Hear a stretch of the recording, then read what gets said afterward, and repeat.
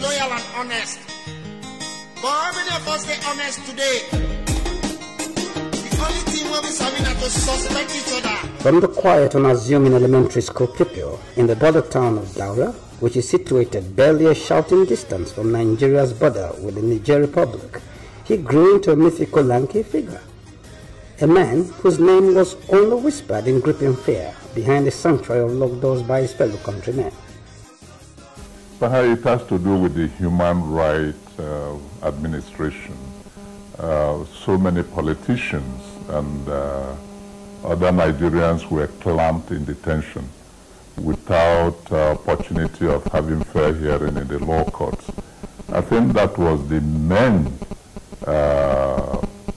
point against Buhari administration.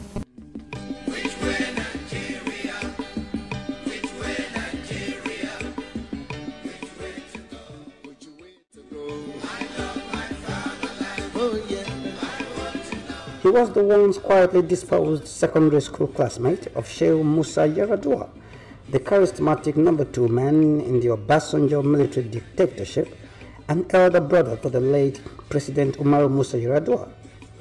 Sheikh Yar'Adua died ignobly in suspicious circumstances at the hand of the dreaded General Sani Abacha, whose government he served as the chairman of Abacha's Petroleum Trust Fund, PTF. It is on record that Yar'Adua shared a dormitory with Muhammadu Buhari, thus commencing a lifelong but not always easy friendship. With Buhari, Yar'Adua joined the school cadet corps. He is Muhammadu Buhari, retired Army Major General and former military dictator who overthrew the civilian administration of Alhaji Sheikh Aliyu Shagari barely 14 weeks into Shagari's second term in office.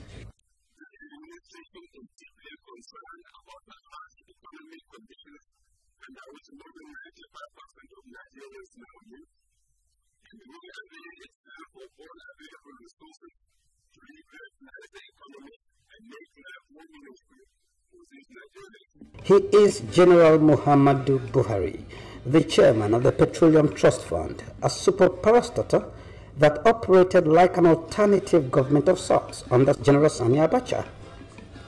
He is General Muhammadu Buhari, a man whose military regime became the first to sentence a woman to death by firing squad.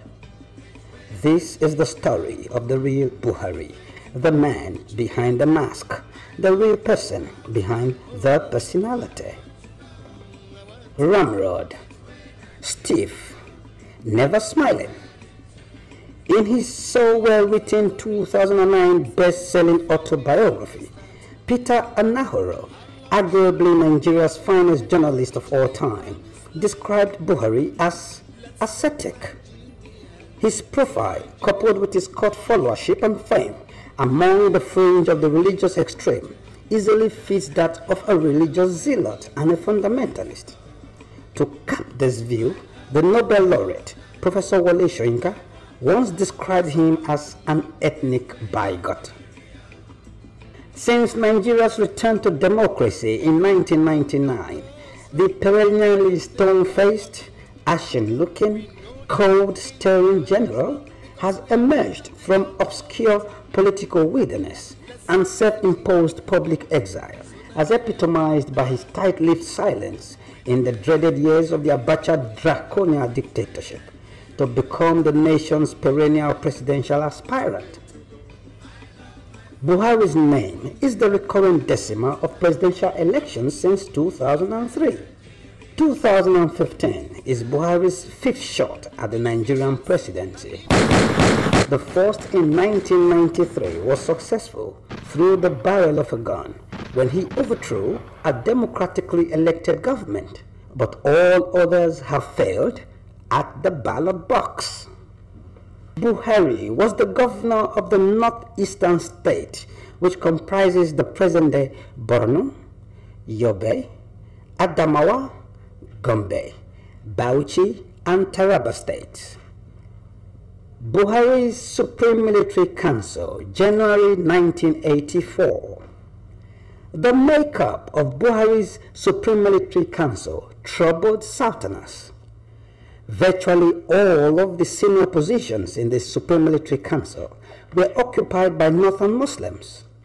Of the 16 members of Buhari's ruling Supreme Military Council, 11 were from the north, while 5 came from the south, with only Commodore Ebitu Ukiwe representing the southeast, and Brigadier Ola Oni from Lagos, who represented the southwest. Fela Anikulapo Kute wondered why Shehu Shagari was not put on trial by Buhari. Neither was any of the Muslim northern governors of the ruling National Party of Nigeria (NPN), except Ape Aku of Benue State, who was a Christian.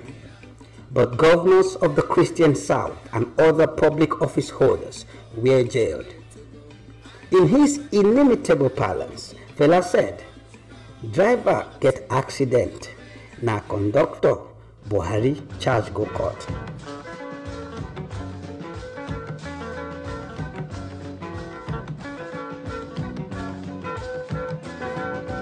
Under Buhari's regime, anyone could be detained at his whim using draconian decrees. The list of those incarcerated under Buhari's regime is lengthy. Sam Mbakwe, Fela Kuti, Femi Aribisala, Bisi Onabanjo, Bola Ige, Audu Ogbe, and so many others.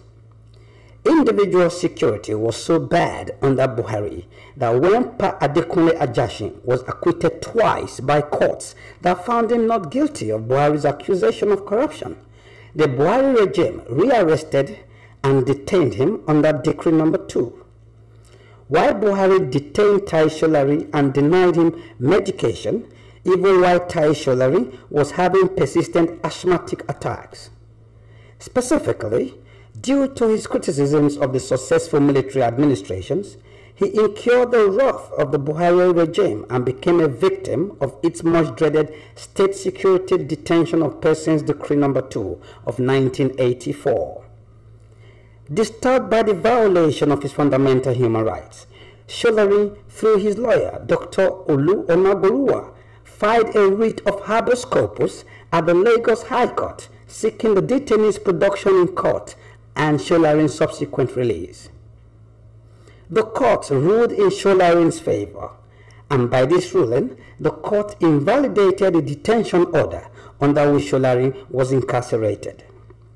When Buhari took over, he detained Bisi Onabanjo of Ogun State, Kayode Latif Jakonde, aka Baba Kekere of Lagos State, Sam Mbakwe, Imo State, Ape Aku, Benue State, and Professor Ambrose Ali of the defunct Bende State, now Edo and Delta States.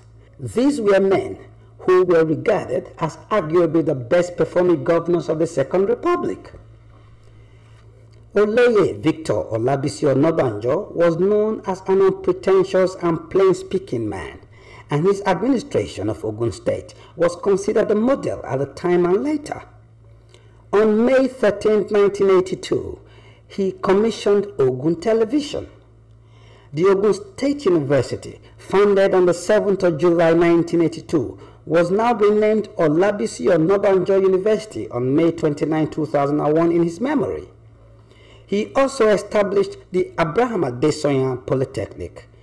He was imprisoned for 20 months, and he did not last long after release from Buhari's Gulag, for he died shortly after.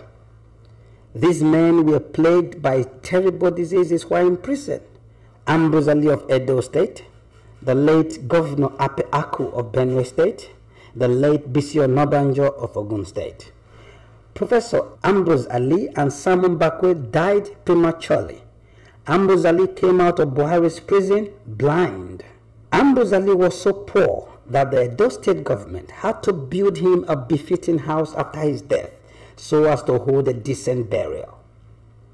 General Buhari impounded the official passport of Papa Obafemi Awolowo and denied the old man visits to his doctors at Mayo Clinic, Rochester, Minnesota, United States of America, for the years he ruled Nigeria. Papa Awolowo's passport was only returned to him with courtesies by General Ibrahim Babangida after the coup of 1985 that had ousted Buhari from power. Babangida sent Lieutenant General Aliyu Muhammad Gusau to return Baba's passport with apologies from the Nigerian Armed Forces.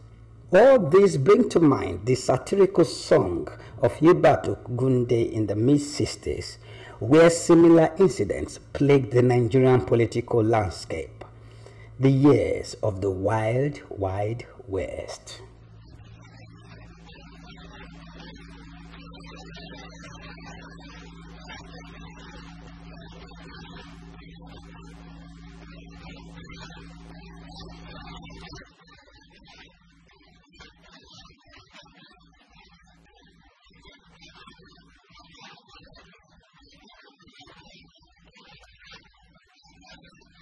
Try as much as the military dictatorship of General Muhammadu Buhari did to rope in him for alleged corruption, which were never substantiated, Ekweme came out as white as snow.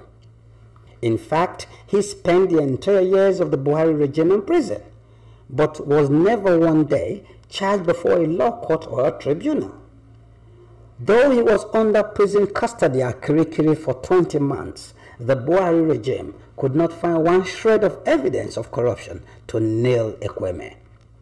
When he turned 80 years in 2012, Dr. Alex Ifeanyichukwu Ekweme gave a thought-provoking interview. He was arrested and detained on the night of the coup by Buhari. During this interview encounter, Ekweme declared, "After the Buhari regime put me in prison for serving my country so selflessly, I felt Nigeria was not worth dying for or sacrificing for. First, I was locked up in Bonny Camp, Lagos. From there, I was moved to Kirikiri Maximum Security Prison. When I was locked up in Kirikiri in January 1984, in February, this same Buhari, who was president of Nigeria, though unelected, called a press conference and said that I, Alex Ekweme, was responsible for all the corruption in government, that I was in charge of petroleum.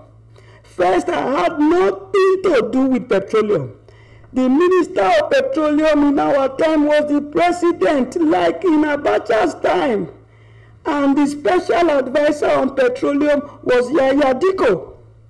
Buhari cannot even get one evidence to support what he was saying because they were lies. Blatant lies."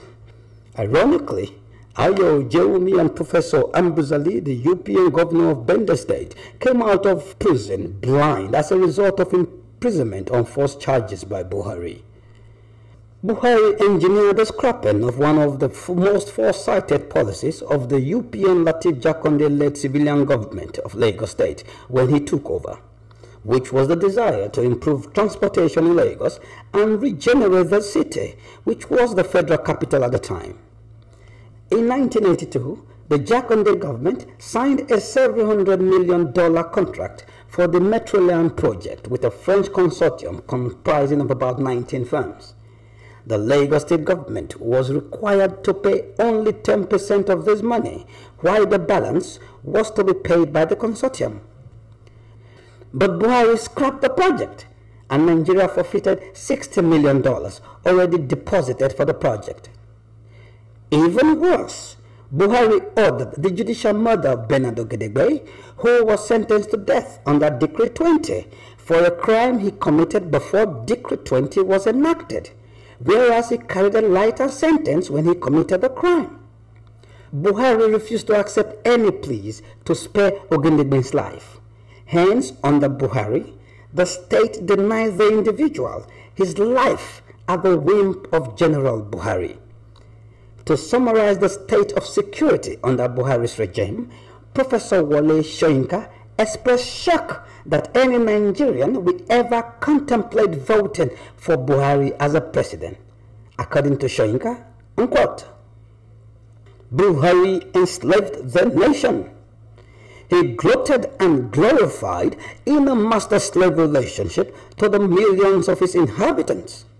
It is astonishing to find that the same former slaves, now free of their chains, should clamor to be ruled by one who not only turned their nation into a slave plantation, but forbade them any discussion of their condition.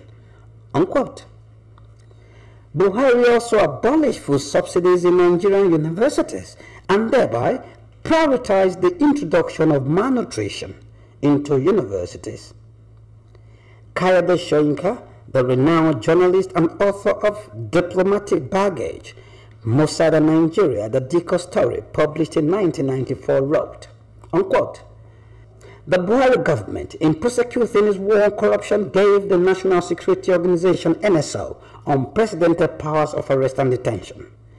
The regime promulgated the State Security Detention of Persons Decree No. 2 of 1984, which gave the NSO the power to detain anyone suspected to be a security risk indefinitely. All forms of freedom were restricted, and there was vagrant deprivation of fundamental human rights. Decree 2, 1984, the State Detention of Persons Decree, was Buhari's sword of Damocles. Under this decree, journalists were hunted and jailed. More than a dozen press houses were closed down. Beko Ransom Kute, Tai Shelleri, and Haruna Ademu were all jailed under this decree. Labor unions and professional associations were proscribed and banned. The Nigerian Medical Association, NMA, the National Association of Resident Doctors, National Association of Nigerian Students, and the Academic Staff Union of Universities, ASU. The list was endless. The impression that was created in the minds of people in the time of Buhari, especially Buhari and Idiagbo, was that this is the time to be sober, the time not to smile. The Nigerian Bar Association, NBA, boycotted all proceedings of Buhari's military tribunals. There was the National Security Organization, NSO, Nigeria's first secret police service, which was on hand to intimidate, harass, and detain protesters and demonstrators, students, lecturers, critics and activists, and civil servants who dared embark on strikes. By October 1984, Buhari had retrenched 200,000 Nigerian civil servants. On the 15th of April 1985, Buhari announced the expulsion and deportation from Nigeria of more than 700,000 foreigners, especially from Ghana and other West African nations. Africa continues to be economically and politically disrupted by the mass movement of workers expelled from Nigeria. Almost 900,000 have already returned to Ghana alone. Sometimes the convoy stretches for 300 miles. Many workers had to sell all their possessions to get this far. Taxi and truck drivers are accused of charging outrageous prices, but many workers believe that staying behind in Nigeria meant prison or even worse. And they are killing many people. If you don't go, your life is at risk. Whether you like it or not, you should leave. The deadline of May 10th was set. All illegal immigrants must leave Nigeria in less than 4 weeks. It was a massive exodus, but it was not the first time this will occur. In April 1985, 6 Nigerians were convicted and condemned to death for drug trafficking by Buhari's Special Military Tribunal, most of them women. Lasukomi Awolola, Oladele Omoshebi, Jimmy Adebayo, Mrs. Sidikat Tairi, Miss Shola Oguntayo, and Gladys Iyama. Gladys Iyama, locked at the federal maximum security prisons in Kirikiri, was a crippled mother of 2 paraplegic children and was the first woman in the history of Nigeria to be sentenced to death by firing squad. The Buhari government knew the implication of executing a paralyzed mother of 2, and the sentence was secretly approved. The Gloria Okon case was rife. In 1985, Gloria Okon was arrested at the Aminu Kano International Airport on drug trafficking allegations. The case was traced to persons in government who provided security support for their couriers. Gloria Okon was said to have died in detention. The cause of the death was kept secret. to date, Gloria Okon is a mystery dating back to Buhari's days in power. For a man with so much skeletons in his past, Buhari should have been compassionate enough to reach out to families of individuals who were victims of his brutish past and seek genuine restitution. When Buhari said ruthlessly, he meant it. During the 41-year-old Major General's time in power, Nigerians came to understand what it meant to live in fear. With his partner, 41-year-old Major General Tunde Ediagbon, a program to save the country was designed. They called it the War Against Indiscipline, with emphasis on war. Buhari is part of a past well let alone. Only the future should matter, and nothing about him speaks to Nigeria's future. On the 20th of March 1984, the Buhari-Ediagbon regime launched the war against indiscipline. Why? To little but important everyday manifestations of indiscipline, such as rushing into buses, constituting ourselves into public nuisances, working without commitment. Up to this moment, there has been no formal declaration of war against indiscipline. It is my pleasure, therefore, to declare today the launching day for the war against indiscipline. The problems Ediagbon highlighted were real, and most of the solutions he suggested that day. The issue was how he and Buhari implemented their campaign. They pursued a brute force and highly physical campaign, which inevitably made them unpopular with ordinary Nigerians. Many Nigerians will never forget the koboko, or bulala, or horsewhip lashes that lacerated their backs for not queuing up at bus stations, or for even dropping a piece of paper. Soldiers beat up policemen on the streets. Civilians were regularly harassed by uniformed men to the point that they were bloody civilians. Men were forced to do the frog jump, humiliated in front of their wives and children. Also, General Buhari's reign witnessed the beginning of religious fundamentalism in Nigeria. In February and March 1984, the Maitasini sect, under the leadership of Musa Makanike, unleashed terror on the populace in Yola, Adamawa State, and about 1,000 lives were lost. There was also the authoritarian Decree 4, under which it was a punishable offense for anyone to publish any material that was deemed as embarrassing to any government official. On the 11th of April 1984, operatives of the NSO arrested two journalists, Tunde Thompson and Nundukai Rabo of the Guardian newspaper, were brought before a military tribunal and accused of forcefully accusing public officers, even if what the journalists wrote were right. On the 2nd of June 1984, a summons from the tribunal was sent to the accused, and it read, "From to Public Officers Protection Against False Accusation Decree No. 4 of 1984, summon to accused, that you, Tunde Thompson and Nundukai Rabo of the Guardian Newspaper Limited, Rutham House, Isolo, on April 1, 1984 at Rutham House, Isolo, in Lagos, did publish false statement contrary to Section 1.1 of the Decree No. 4 of 1984. You are therefore summoned to appear before the tribunal mentioned above, sitting at Federal High Court on the 4th of June at the hour of 9 a.m. in the forenoon to answer the said complaint." Unquote. Their employer, the Guardian Newspaper Limited, was also accused.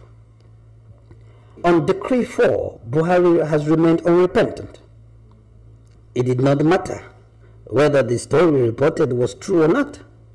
If my regime did not like it, the writer will go to jail. Bekolo Larry Ransom Kute popularly known as Becker, was chairman of the Lagos branch of the Nigerian Medical Association and later its national deputy. In 1984, his brother, Fela, was arrested at the airport as he was preparing to leave for a U.S. tour on what Amnesty International described as spurious charges of illegally exporting foreign currency. Using the new draconian decree that allowed for indefinite detention of political opponents, the government of General Muhammadu Buhari sentenced Fela to 10 years in jail. Ransom Kuti, using the Medical Association platform, began a campaign to get the decree revoked and get Fela and all those detained released. But in fact, Beko himself was jailed and only released in 1985 when Buhari was overthrown by General Ibrahim Babangida. Against the background of the judicial murder of Owo, Ogedengbe, and Ojuolakbe, one can understand the Sharia mindset of General Buhari. Even his actions predate that of the Taliban, a living modern-day apostle of the Hammurabi's code of law. An eye for an eye. Now, there was the case of the 53 suitcases involving the father of Buhari's ADC, whose father was the Emir of Gwandu and Buhari's half-brother, to smuggle into the country through the Muritala Muhammad Airport 53 suitcases suspected to contain foreign currency, which the then administrator of the Lagos Airport Customs Command, Alhaji Atiku Abubakar, was not allowed to search. This was in spite of the fact that the Buhari administration had placed a ban on importation of currencies. On the 5th of July 1984, a team of Nigerian security operatives led by Major Mohammed Yusuf and the Israeli Kassas were on hand to kidnap and bundle back to Nigeria Umaru Diko. Umaru Diko was drugged and put into a crate that was labeled as diplomatic baggage. An empty Nigerian Airways Boeing 707 plane was already waiting at the London Stansted Airport, waiting for him to be extradited back to Nigeria. He was abducted right in front of his home and put in a van and driven to the airport, where he was passed off as diplomatic luggage from the Nigerian embassy. Diko said in an interview with the BBC in 1985, unquote, "I remember the very violent way in which I was grabbed and hauled into a van with a huge fellow sitting on my head, and the way in which they immediately put on me handcuffs and chains on my legs." The Nigerian Airways crew was detained. Buhari responded by ordering a British Caledonia plane that was already in the air, flying from Lagos to London via Kano, to be returned back to Lagos, where it was also detained by the Nigerian authorities. Immediately, the United Kingdom released the Nigerian Airways crew. Buhari also freed the British plane to fly back to London. 17 men were arrested and 4 of them were later sentenced to years ranging from 10 to 14 years. All of them were later released after spending 6 to 8.5 years in jail and were silently deported.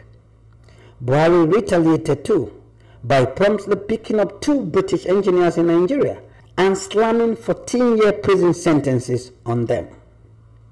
To get Umaru Diko, Buhari turned to an Israeli businessman and a conman known as Elisha Cohen. Mr. Cohen, who had originally come to Nigeria in the 60s, was a representative of Reynolds, a subsidiary of the Israeli construction company Sole Bonaire. And while in Nigeria, he became friends with a lot of military officers like Obasanjo, with whom he did a lot of business. Buhari gave Mr. Cohen $5 million, and with Rafindadi, who was the head of the NSO, and Major General Haladu Hananiya, the Nigerian High Commissioner to Britain, and Group Captain Bernard Bamfa, the Managing Director of the Nigerian Airways, they hatched the plot to kidnap Diko. Did your government plan this kidnapping? Why was one of your officials at Stansted Airport last night? I'm not aware of that. You're not aware, but it was one of your officials. I wasn't aware. Why is the aircraft, the British Caledonian aircraft, held in Nigeria? I'm not aware of that one. Have you Ask been the Minister. What did you tell the Minister Despite General? the High Commissioner's denials, 17 people, most of them Nigerians, are now being questioned about the kidnapping. 14 are being held at the high-security Paddington Green police station.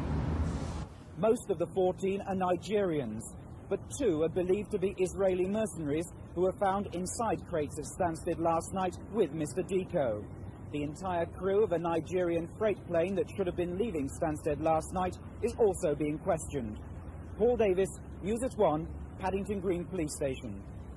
Immediately after the Umaru Diko kidnap saga, the British satirical magazine Private Eye lampooned the incident and mocked Nigeria with one of its most famous headlines: Fly Nigeria. It's a great way to travel.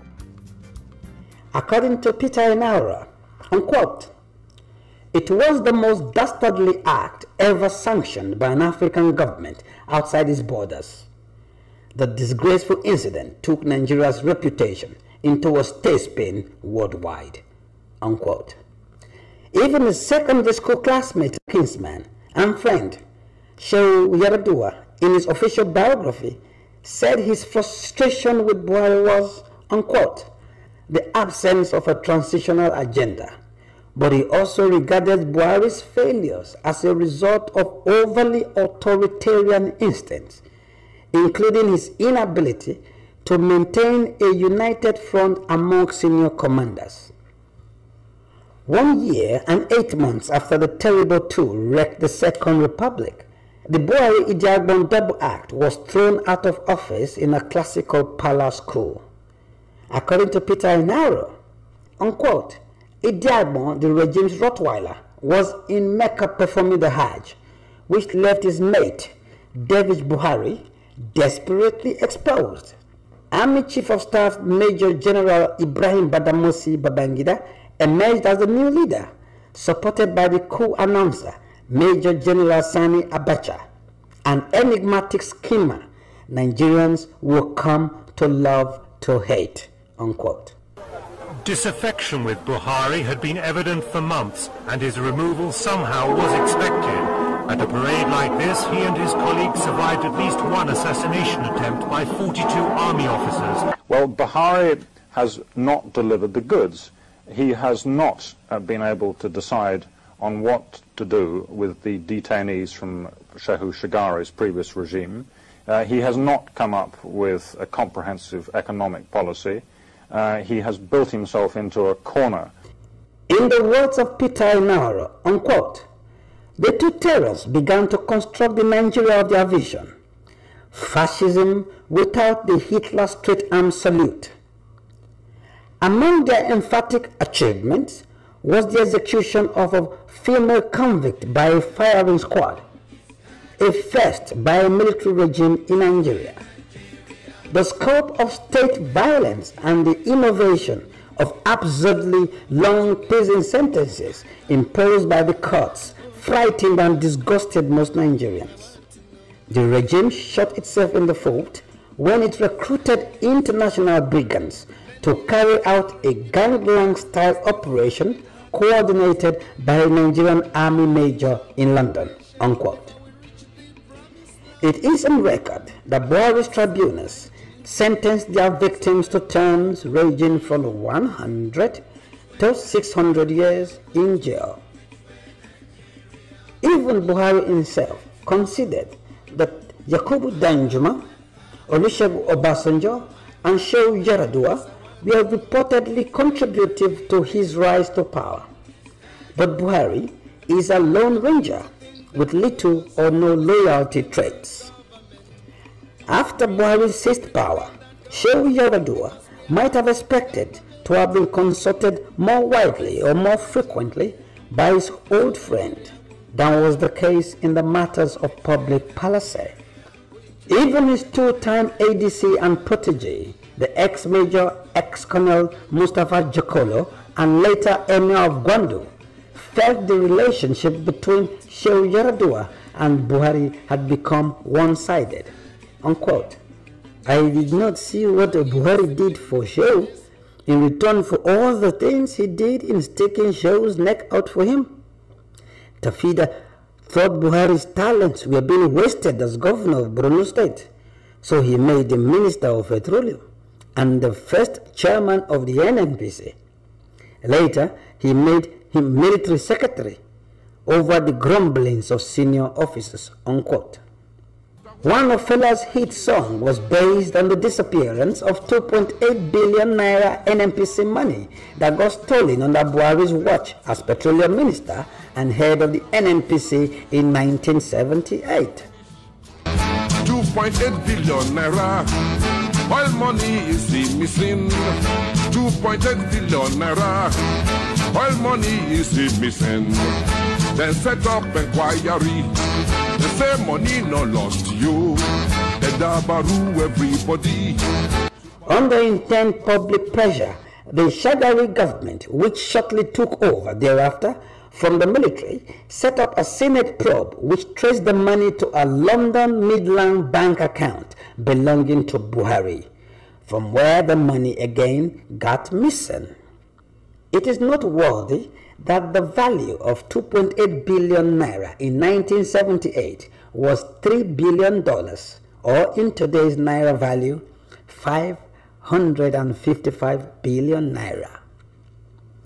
The then Senate Majority Leader and Chairman of the Senate Probe Panel, Dr. Abubakar Olushola Saraki, revealed this discovery in an interview with Vera Ifudo of the Nigerian Television Authority (NTA).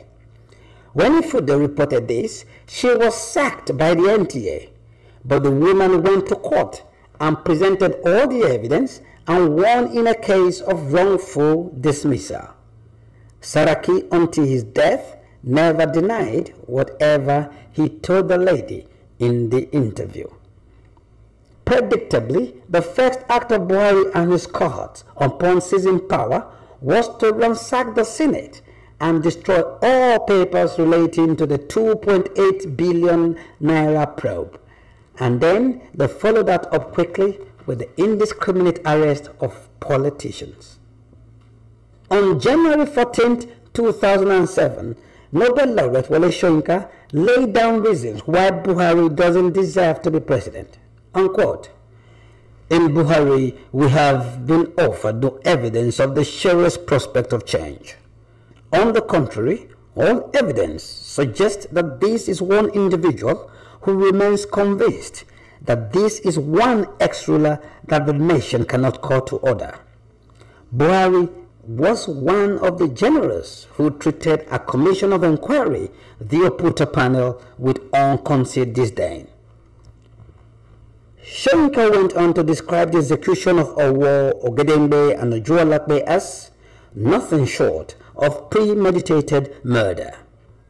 Soyinka further added, unquote, "Since leaving office, Buhari has declared in the most categorical terms that he had no regrets over this murder and would do so again." Tai Solarin was incarcerated by that regime and denied even the medication for his asthmatic condition, according to Soyinka, unquote. Tai did not ask to be sent for treatment overseas. All he asked was his traditional medicine that had proved so effective after years of struggle with asthma. And on the Septuagenarian-Chief Adekunle Ajasin, Soyinka wrote, unquote, "Ajasin was arraigned and tried before Buhari's punitive tribunal, but acquitted. Dissatisfied, Buhari ordered his retrial. Again, the tribunal could not find his man guilty of a single crime. So once again, he was returned for trial, only to be acquitted of all charges of corruption or abuse of office. Was Chief Ajasin thereby released? No. He was ordered detained indefinitely."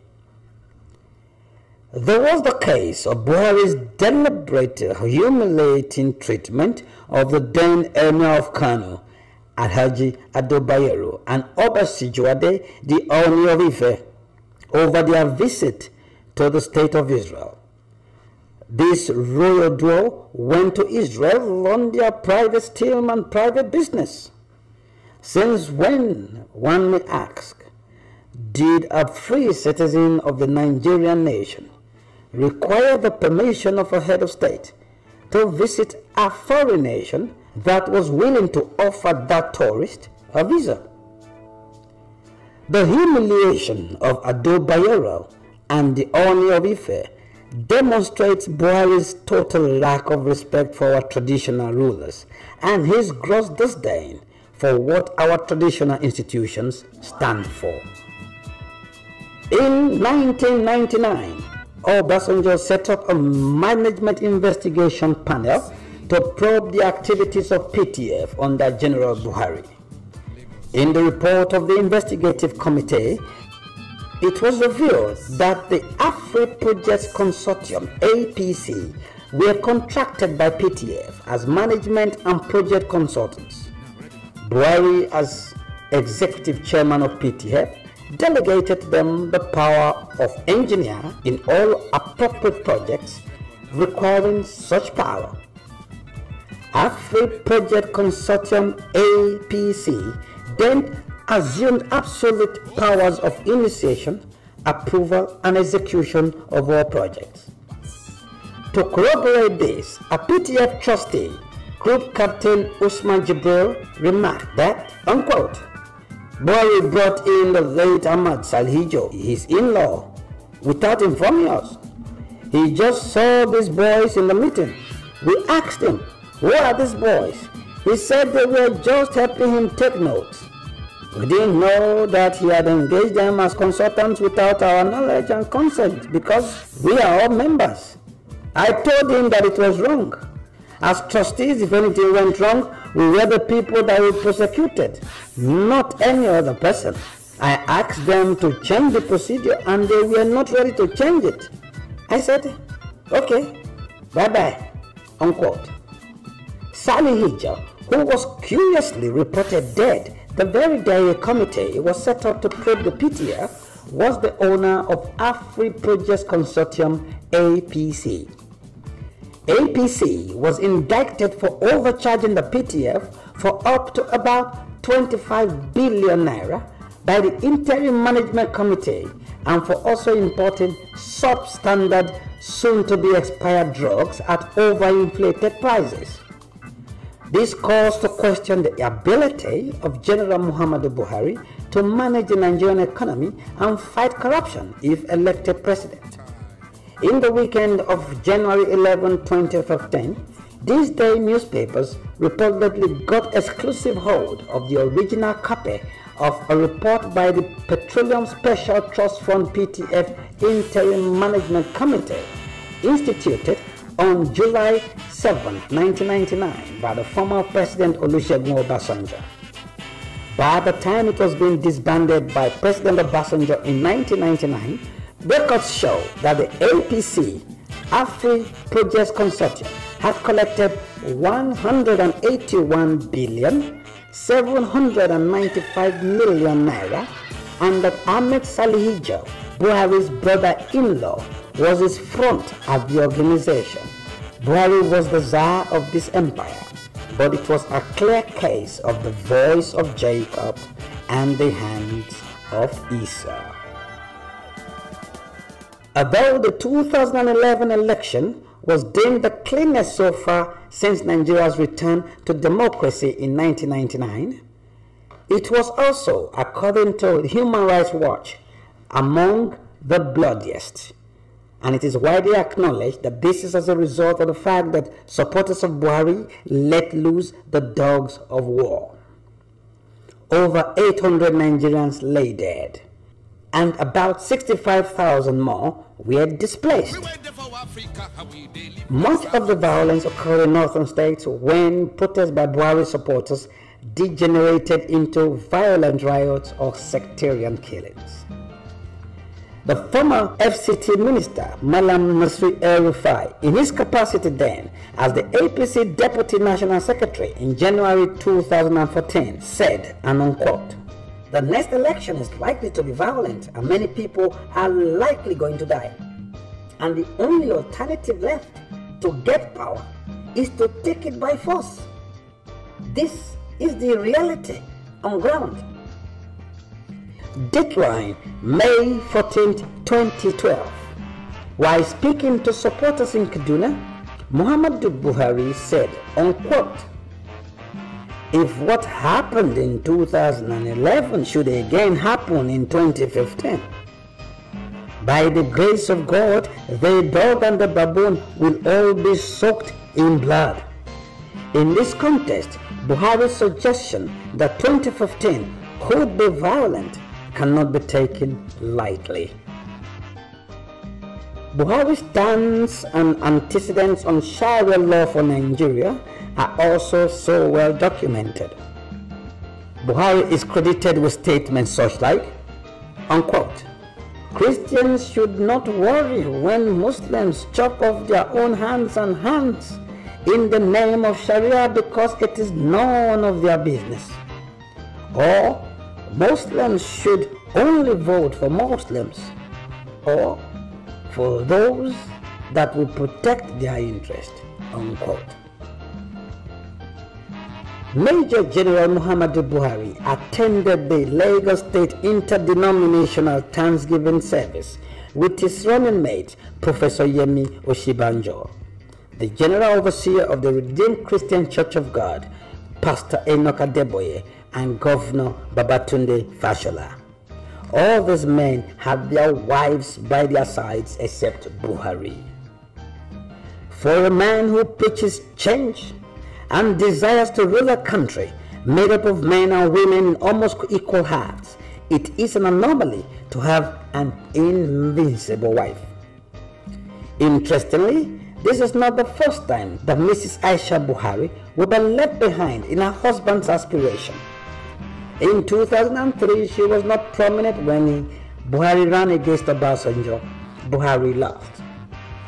4 years later, when Buhari, in an interview on Liberty FM Radio Kaduna on Sunday, June 2nd, 2013, Buhari has this to say, unquote, "While the Niger Delta were treated like kings, the Jama'atu al-Hissuna leader Awatiwa Jihad, which some people call Boko Haram, are being killed and their houses destroyed, unlike the special treatment given to the Niger Delta militants. This is injustice to northern Nigeria." Buhari is a man who would seek power but abdicate responsibility when he gets it, and the facts don't lie. General Igabon personified nearly everything associated with the Buhari regime. In a similar vein, when General Buhari was appointed by General Sani Abacha as executive chairman of the Petroleum Special Trust Fund (PTF) from 1994 to 1999, he did not take any personal charge of much of what happened throughout the period. Instead, he ceded his authority to a firm of consultants, Afri Projects Consortium (APC), a firm owned by Buhari's brother-in-law. APC was given exclusive powers to initiate projects, assess and approve their probable costs, execute the projects, assess the quality of execution, all without any higher supervision. Once again, General Buhari's lack of capacity to take responsibility was amply demonstrated when, after his nomination as the presidential candidate of the All Progressive Congress, APC, he couldn't immediately choose a running mate. Characteristically, Buhari ceded the responsibility for choosing a running mate to another national leader of the party, Asiwaju Bola Ahmed Tinubu. In 3 consecutive elections, Nigerians have said they do not want Muhammadu Buhari to be their president. But Buhari simply refuses to take no for an answer. But how honorable and loyal is the man Buhari? It is a veiled curiosity that he hardly keeps faith with his political partners and friends, a character trait which might question loyalty and trust. Since 2003, he has been in the APP, the ANPP, the CPC, and now the APC. The curious characteristics of a political journeyman. Buhari will be 73 years old in 2015. If he is voted president and he runs for a second term in office, he will be president even at the age of 81 years. So for a man who was first head of state at the age of 41, that equates a period spanning 40 years. Let's stop a minute and ask, does Buhari possess the temperament to be Nigeria's president in a globalized 21st century? Former Minister of the Federal Capital Territory, FCT, Malam Nasri El-Rufai, and present APC governorship candidate for Kaduna State, wrote in a public letter in October 2010 that Buhari remains, unquote, perpetually unelectable, and that Buhari's insensitivity to Nigeria's diversity and his parochial focus are already well known, unquote. Curiously today, barely 4 years later, El-Rufai's APC wants Nigerians to ride on Buhari's insensitivity and celebrate his parochial narrow-mindedness. It is obvious Buhari will destroy Nigeria now, just as he did 30 years ago. The rain may beat the leopard, but it cannot wash away its spots. But Buhari pull over, Buhari pull over. Reverse, Buhari pull over, Buhari pull over. Show me your certificate, oh yeah, pull over, Buhari pull over. No deceive us, Buhari pull over, Buhari pull over. But Buhari pull over, Buhari pull over. Reverse, Buhari pull over, Buhari pull over. Show me your certificate, oh yeah, pull over.